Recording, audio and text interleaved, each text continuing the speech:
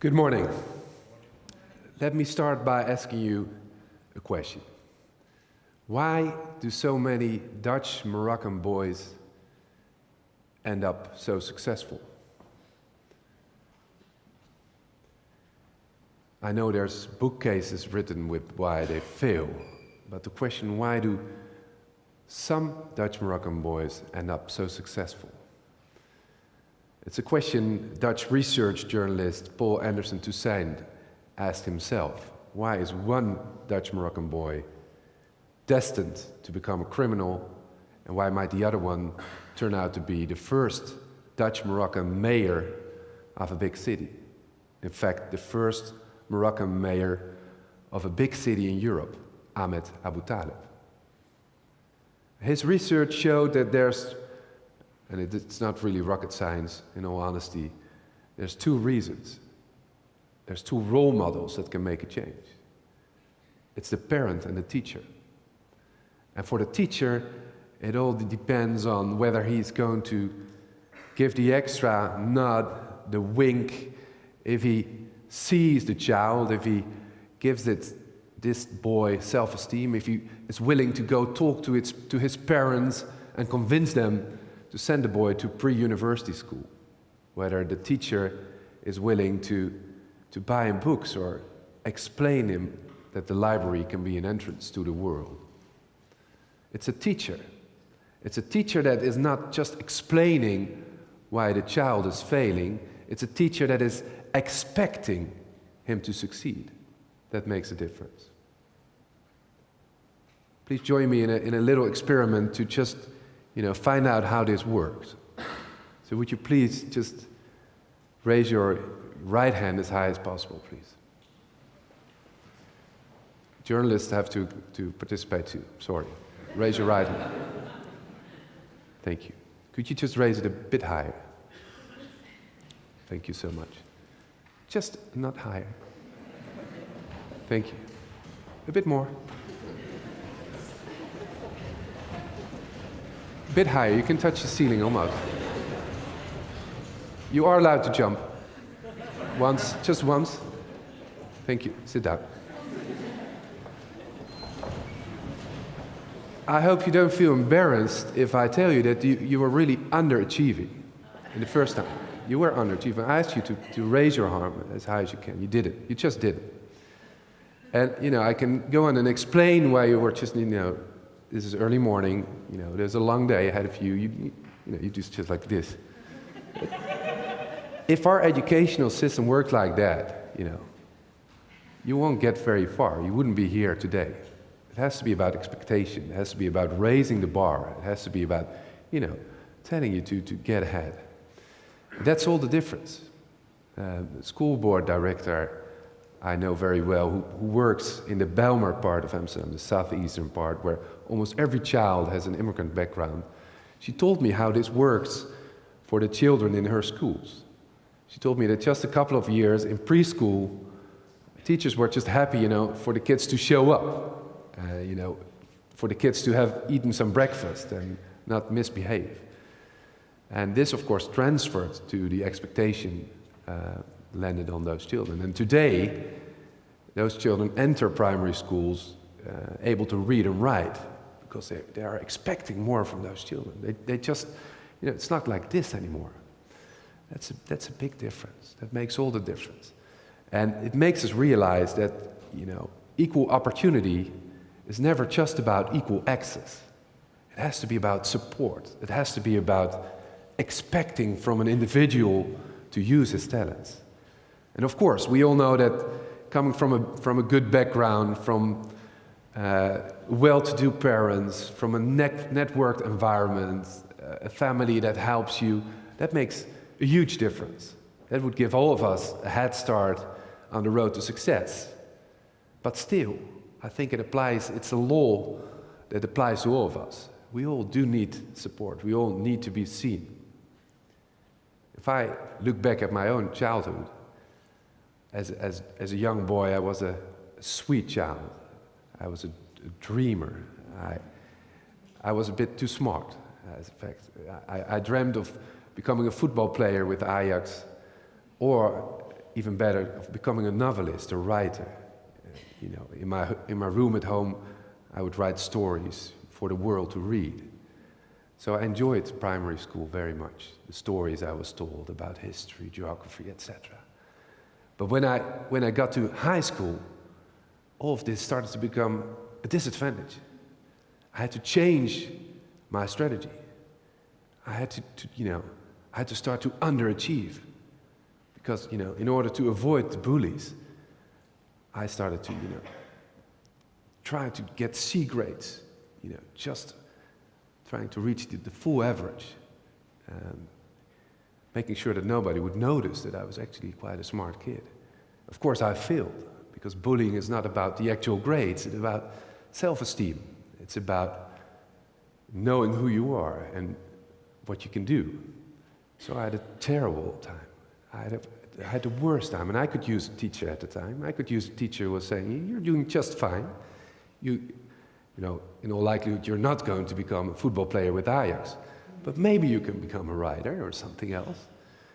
So, you don't really have to worry about me, because after a few years, I got my glasses replaced with contact lenses, and the braces were gone after a while. And most importantly, I got my first girlfriend. That really helped me survive high school. But I could use a teacher who just, saw who I really was.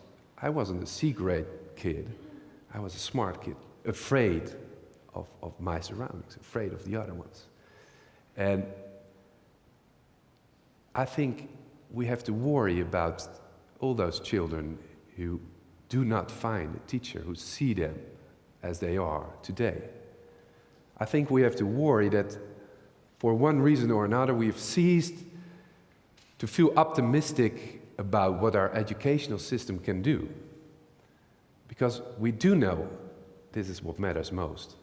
We do know education is your ticket to the world. We do know it's a better job, it's a healthier, longer life, it's a better position in the world, it's social mobility. It's almost the most important thing for everything, and maybe for everything. I visited a bakery school in Amsterdam where tough guys were studying or learning to become a baker. For one reason or another, they have to be big guys, strong guys. And this school was notable for, really graduating all those children. They would all pass their exams and finish to become a baker. And I asked one of those boys, or young men I should say, "Why do you go to school every day? Why are you so intent to succeed?" And he said, "Well, it's very obvious, as a baker, when I finish school, that would land me the best girlfriend." So that's a common thing, a motivational thing. We don't use it enough. But it really shows that education is the ticket to almost everything. And in Holland, in national politics, when talking about improving education, it's very often about class size. With another €1 billion, we can diminish class size. But we do know, or we should know, research done by Henderson and Knapp in 2002 shows that class size might influence quality of education, the success of children, for maybe 8%. That's just 8%. 49% is done by the parent. And the rest is all for the teacher. So it's really all about the teacher.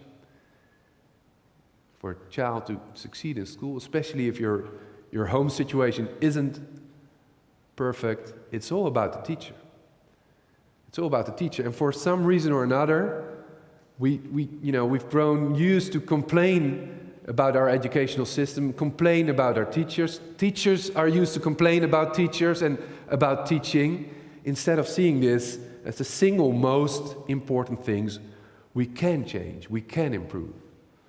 And as a strange reflex, we've tried, we've seemed to get used to the idea that it simply cannot be changed. So we got used to things that are really unacceptable.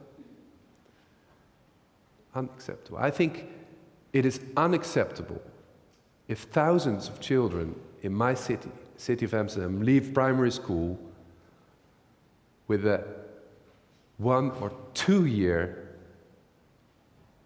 distance in language from where they should be, sometimes even 3 years. I think it is unacceptable if some children in high school are practically analphabetic or illiterate.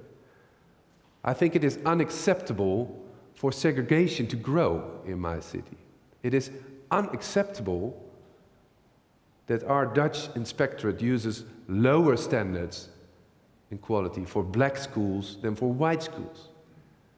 This is a fact, lower standards. So lower expectation in black schools than in white schools. It is unacceptable that in our vocational education, the MBO, we are used to the fact that 40% of the children do not show up in class.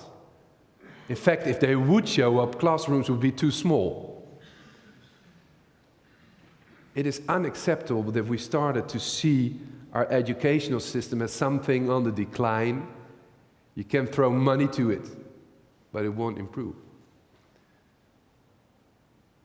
In 2008, in my city, the inspectorate deemed over 40 primary schools to be weak or very weak. That's 40 out of 200 in total. More than 9,000 children were attending schools that were deemed weak or very weak. Now imagine this to be the case with hospitals. Would you think that a hospital deemed very weak would be open for years? It would be closed in a heartbeat. But in education, we would leave those schools unattended for years, asking them to write improvement programs. And all the time, the children were in the class, not getting what they deserved. And if you looked a bit closer, I think the real number wasn't 40, it was over 60 of schools that were really in the danger zone, really failing to provide what was needed.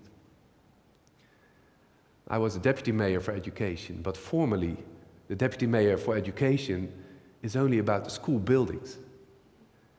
The school buildings. So I could just, spend my time in office in building the most beautiful schools, wonderful buildings, fresh paint on every wall. But I'm a parent too. And I don't want to send my child to a palace where no education is given. I don't want to open school buildings when I know that what's happening inside is not what we expect. It's not what we deserve for our children. So we decided to change things. We decided to deny the ideas that education cannot be changed, that the system is broken. And we started to enter the classroom. We made an improvement program which focused on one thing, the teacher. We sat back in the classroom and watched what was going on. We confronted the teachers. We confronted their directors. We confronted the school boards. We were very, very critical about what was happening. We were very direct, but we were always there to help. And we, together with those school boards, together with those directors, especially together with those teachers, we have achieved amazing things in Amsterdam. Over 40 or to 60 week schools, today about 10. Over 80 schools have enrolled in our voluntary improvement program, and all of them have shown remarkable progress. It's really amazing if you see what's happening in those classrooms, in those schools. If you enter such a school today, you will find a different atmosphere. And at first, when I visited a school and talked to the teacher, they felt hurt. They felt hurt. They felt like, after all those years, you're just going to tell me I never did it the right way. They felt betrayed. They felt like, after a long marriage, one day, all of a sudden, she wasn't good enough anymore. And I understand.